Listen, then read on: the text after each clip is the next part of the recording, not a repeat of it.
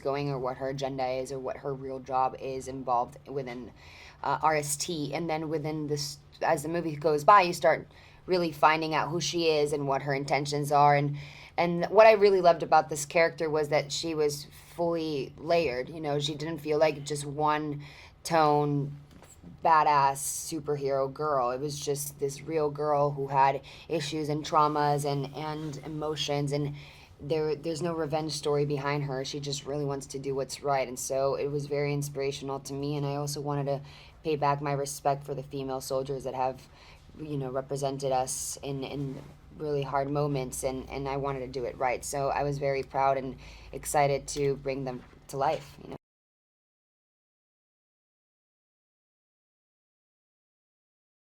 He's this very good ex-Navy SEAL. I think he was probably top of his class, and he's gone through this horrific trauma. And he's lost his legs, but through the RSD, he's been enhanced, and he has a second chance. But yeah, he feels angry at a lot of things. He's obviously upset that this has happened to him. He blames probably a lot of people. He blames the military. He blames Harding for not giving him this opportunity, and blames Ray for sort of taking away everything that he wants, including the technology and probably KT as well. And yeah, he's got some issues, but he's such a fun character to play, and I really enjoyed it because he's quite different to the characters I've played before.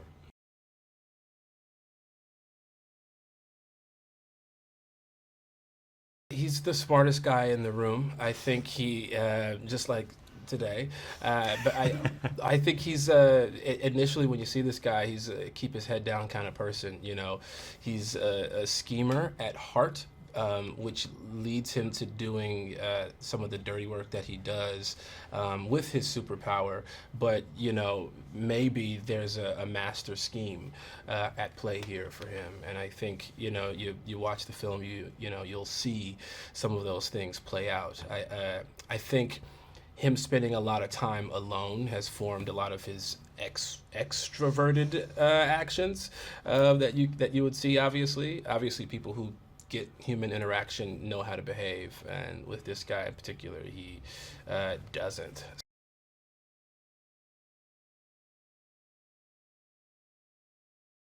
They've all got their certain roles to play, and they've been playing them successfully for some time now. We see that he's gone on multiple missions, and actually, you know, he's now down to his last few targets. But you can also see the chinks in their armor. They're human beings. They're getting bored. They're getting frustrated, and almost disillusioned by the mission at hand. I mean, you see in KT that she's certainly questioning why they're doing this. And for my character, I think Jimmy, you know, absolutely, he's sick of it. He's bored, and he knows, he thinks he could do a better job. So it's these little details that when we were shooting it, it was kind of fun to do, because we'd reshoot the same scene over a couple of times, and you could mix it up slightly, and you start to see when the characters make mistakes.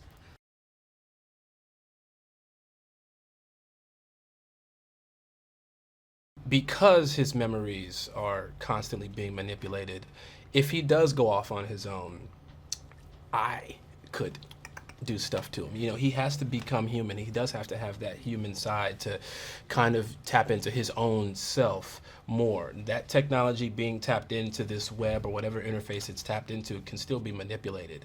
I do think that that is the cool part about the cinematic experience of Bloodshot. You know, what or who can get control of him.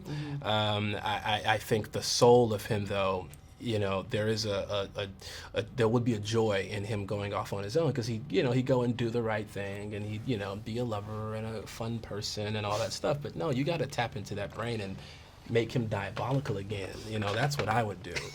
I would use that power for 100% evil.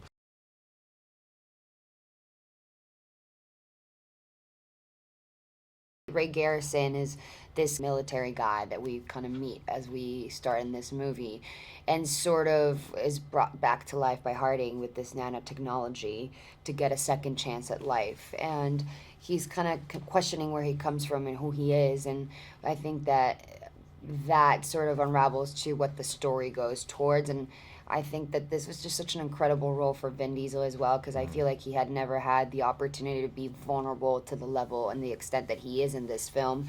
And it allows him to give other people an insightful version of who he can be as well as an actor.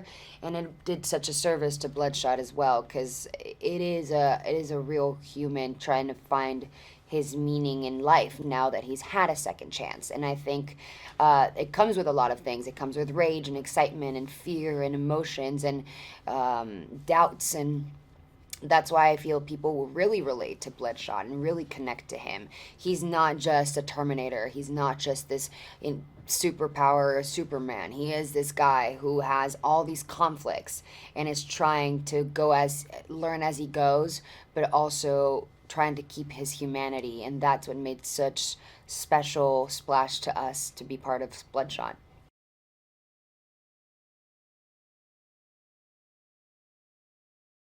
Watching this movie, it's so epic visually. I think Dave Wilson has done an incredible job. He, from day one, knew exactly what he wanted to do. He's made these incredible computer games, and he was the right man for the job. The action is incredible.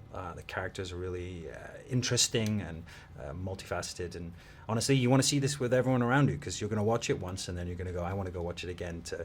Now you know the twist. You want to go back and see where those little nest eggs, those little Easter eggs are. Yeah.